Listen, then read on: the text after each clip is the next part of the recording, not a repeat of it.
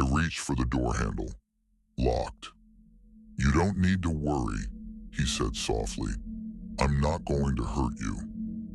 That sentence did nothing to calm me. Then he added, "Not tonight." The taxi driver wouldn't stop staring at me. I was on the phone with my friend when I noticed the driver looking at me in the mirror. Not glancing, not checking traffic, staring. At first, I told myself it was nothing. People check their mirrors all the time. Maybe he was watching the cars behind us. Maybe I just happened to catch his eyes at the wrong moment. So I kept talking. I laughed a little louder than usual, pretending I wasn't uncomfortable. But every time I stopped speaking, his eyes met mine in the mirror, unblinking. I shifted in my seat, pretending to check something on my phone. When I looked up again, he was still watching me. That's when I lowered my voice. "Hey," I whispered into the phone. "I think this taxi driver keeps staring at me." My friend laughed. "You're paranoid. You watch too much weird stuff." "Maybe," I said, forcing a smile. "It's probably nothing." I tried to relax. I looked out the window, watching the streetlights blur past. The city felt quieter than it should have been. Too empty for a night like this. That's when the driver spoke for the first time. "You're not from around here." His voice was calm. Too calm, like he already knew the answer. I hesitated before replying. "No, just visiting."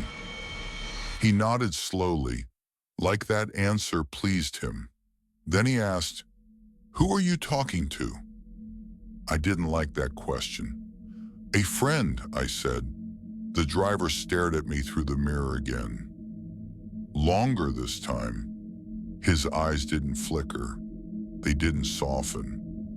"Tell them you're almost home," he said. The way he said it didn't sound like a suggestion. I laughed awkwardly, told my friend I'd call them back, and hung up.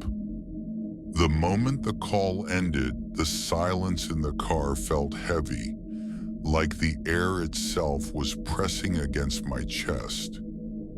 A few seconds passed.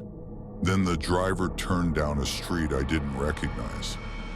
"Hey," I said, trying to keep my voice steady. "This isn't the way." "Yes, it is," he replied. "Just a shortcut." I unlocked my phone and checked the GPS. The route refreshed, then rerouted itself. No signal. That's when I noticed something I wish I hadn't. The passenger seat in front of me was empty, but the headrest was stained dark. Not dirty, stained. I stared at it, my mind refusing to finish the thought. My heart started pounding faster. "Can you pull over?" I asked. He didn't answer. I tried again. Louder this time. My voice cracked. Still nothing. I reached for the door handle. Locked. "You don't need to worry," he said softly. "I'm not going to hurt you." That sentence did nothing to calm me. Then he added, "Not tonight." My phone buzzed in my hand. A text from my friend. "Are you okay? Your location just disappeared." Before I could respond, the driver smiled. I saw it in the mirror. It wasn't wide, it wasn't obvious. Just a small, satisfied curve of his mouth. I told him I was getting out. I didn't care where we were. I told him I'd scream. I told him I'd call the police. "That's fine," he said. "They won't hear you here." The car slowed as we approached an intersection. The traffic light ahead turned red. The car stopped. Then I heard it. A soft click. The doors unlocked. I didn't think. I didn't hesitate. I shoved the door open and ran. I didn't look back. I didn't stop until my lungs burned and my legs felt like they were going to give out. When I finally turned around, the taxi was gone. Just an empty road. No headlights, no engine sound.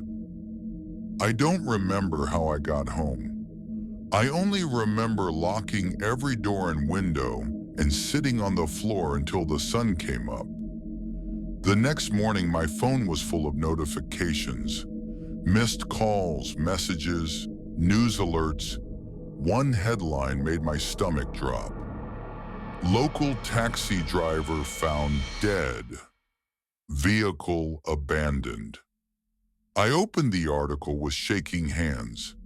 The driver had been found inside his own cab, stabbed multiple times. The police said there were signs of a struggle and that the murder weapon was never found. They included a photo of the taxi, same license number, same dark stain on the passenger headrest. I scrolled further. Another article was linked below it. Serial killer suspected in string of taxi-related murders. That's when my phone buzzed again. Unknown number. You ran faster than the others. I blocked the number, changed my settings, turned my phone off. I told myself it was over, but a week later I needed a ride. Different city, different company, different car. I sat in the back, gripping my phone, telling myself I was being stupid. The driver adjusted the mirror. Our eyes met, and he smiled.